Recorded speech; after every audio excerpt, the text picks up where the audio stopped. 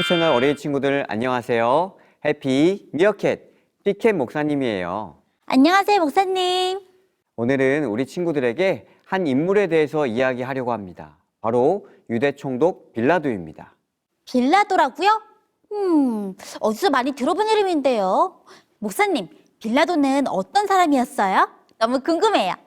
유대인들은 그토록 미워했었던 예수님을 혼내주고 싶어 했어요. 스스로를 유대인의 왕이라고 했고 유대인들이 보기에 하나님을 모독했다고 생각했던 예수님을 잡았고요. 그 죄인을 사형시키고 싶었지만 그들 마음대로는 할 수가 없었어요. 유대인들은 정말 예수님이 많이 미웠나 봐요.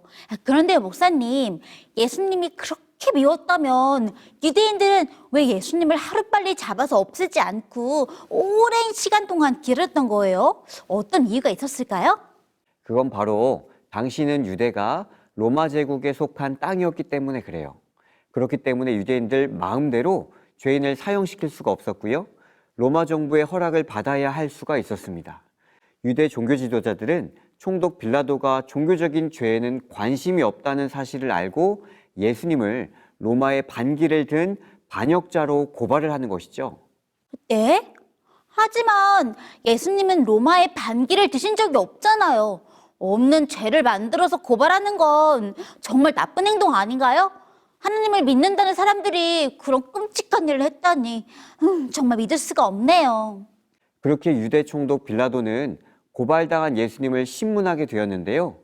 그는 예수님의 당당한 태도와 답변에 단번에 예수님이 무죄라는 사실을 알았어요.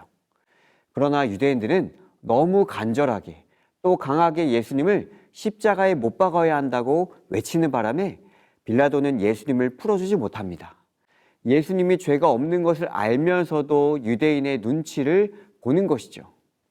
유대인들의 눈치를 보느라 죄 없는 예수님을 풀어주지 못했다니 빌라도의 행동이 이해가 되지 않아요. 목사님, 빌라도는 왜 이렇게까지 했던 거예요? 예수님께 죄가 없다는 사실을 안 빌라도도 고민을 했겠죠. 그때 빌라도는 좋은 생각이 났어요.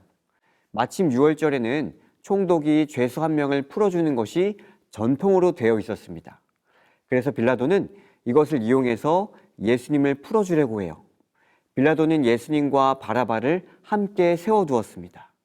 예수님과 바라바를 함께 세워두었다고요?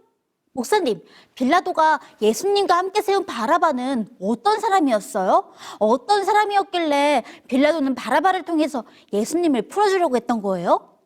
바라바는 강도였고 살인자였으며 로마의 반란을 일으킨 무시무시한 사람이었다고 성경은 말합니다. 그런 바라바와 예수님을 함께 세우면서 빌라도는 유대인들에게 이 유월절 전통에 누구를 풀어주기를 원하느냐라고 물었어요. 당연히 빌라도 생각에는 유대인들은 무시무시한 바라바 대신 예수님을 풀어주기를 바랬을 것이라고 생각했던 것이죠. 이때 유대인들은 어떤 반응을 보였을까요? 함께 생각해 볼까요?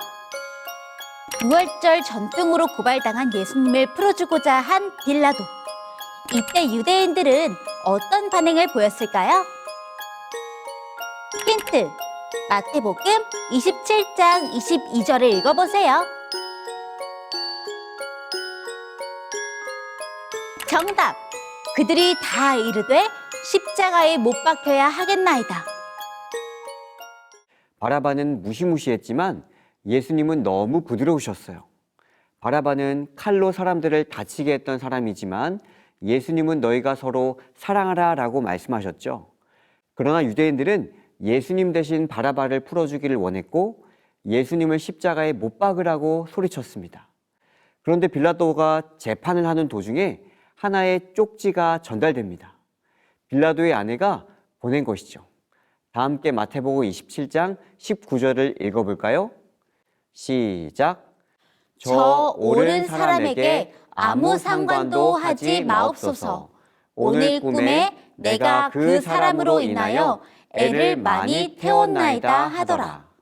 지금 빌라도가 법정에서 법을 집행하는 중에 쪽지가 날라온 것이 저 옳은 사람에게, 저 예수님에게 아무 일도 하지 말라는 것입니다. 어젯밤에 이상한 꿈을 꾸어서 너무 걱정된다고 빌라도의 아내가 전했던 것이죠.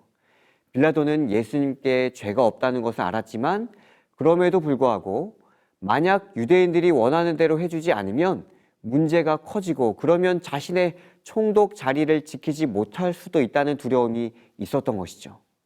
그럼 결국 빌라도는 유대인들이 원하는 대로 해준 거예요? 맞습니다.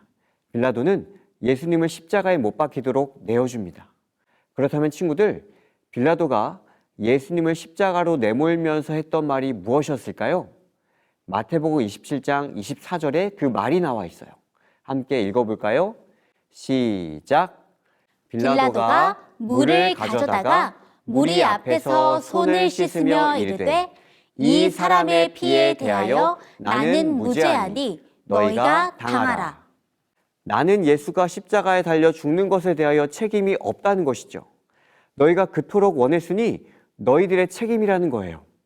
아무 잘못도 없고 순결하셨던 예수님을 사형수로 만들면서 빌라도는 자신의 손을 씻으면서 나는 이 일에 책임이 없고 무죄하니 너희가 다 책임지라는 것입니다. 참 무책임한 지도자였죠. 그러게요. 빌라도가 조금 더 용기를 내서 옳은 것을 지키려고 했다면 이런 비겁한 말은 하지 않았을 텐데요. 빌라도의 선택이 너무 안타까워요. 소리 말처럼 빌라도는 옳은 것보다는 인기를 원했어요. 바른 선택보다는 높은 명성을 추구했던 것이죠.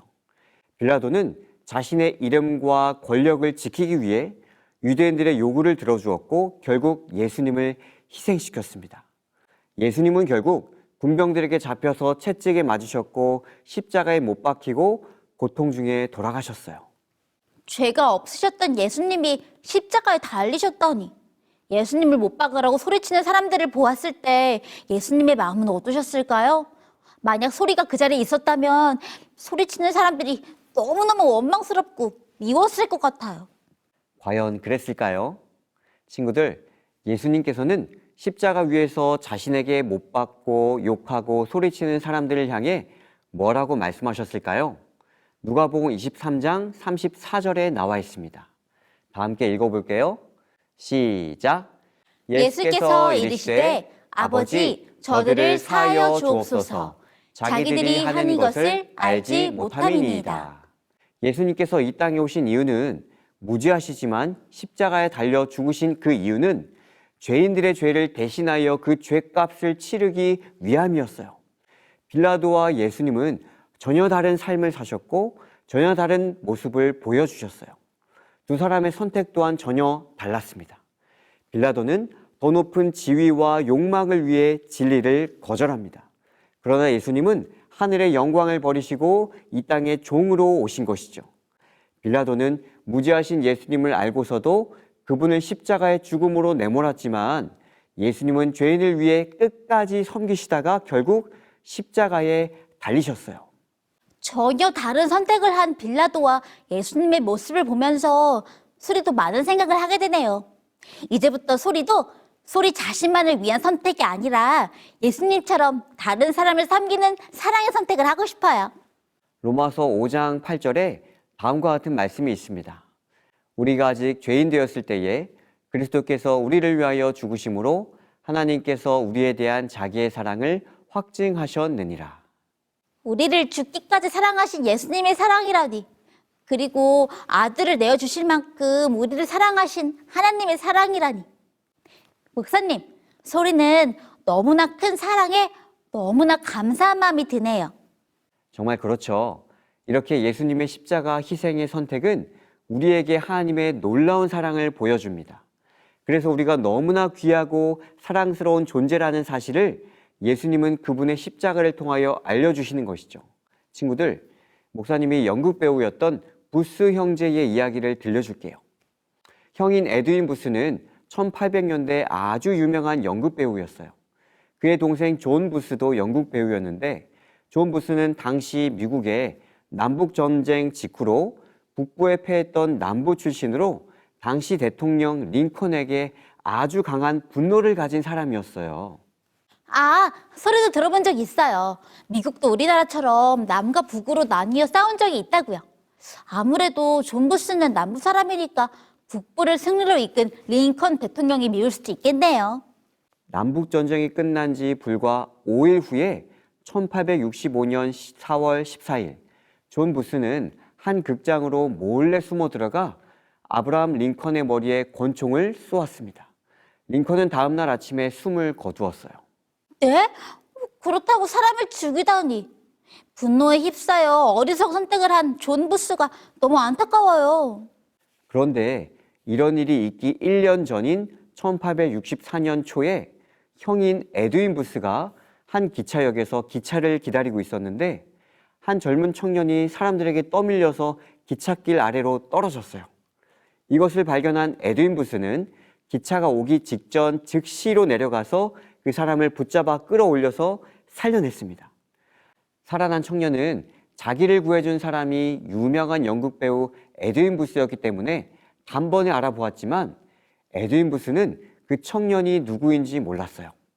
나중에야 에드윈 부스는 감사의 편지를 받고 나서야 자기가 살려진 그 청년이 누구인지 알게 되었어요. 그 청년은 누구였을까요? 소리는 누군지 잘 모르겠어요. 에드윈 부스가 살린 사람이 누구였는데요? 그 젊은이는 바로 대통령 아브라함 링컨의 아들 로버트 링컨이었습니다. 에드윈 부스와 존 부스, 그들은 아버지도 같고 어머니도 같고 직업도 같았지만 두 형제 중 하나는 대통령을 죽였고요. 다른 하나는 대통령의 아들을 살린 거예요.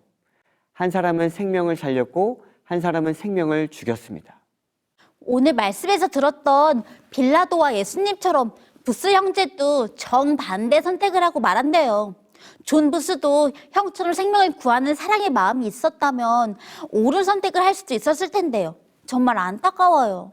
사랑하는 호프 채널 어린이 여러분, 예수님의 이야기가 가득한 복음서의 뒷부분에는 두 사람의 서로 다른 선택이 나옵니다. 하나는 유대 총독 빌라도의 빗나가고 무책임한 선택이고요. 다른 하나는 예수님의 온 인류를 구원하신 희생적인 선택이죠. 오늘 우리 어린이 친구들의 선택이 어떤 선택이 되어야 할까요? 인생은 선택의 연속이라는 말이 있습니다.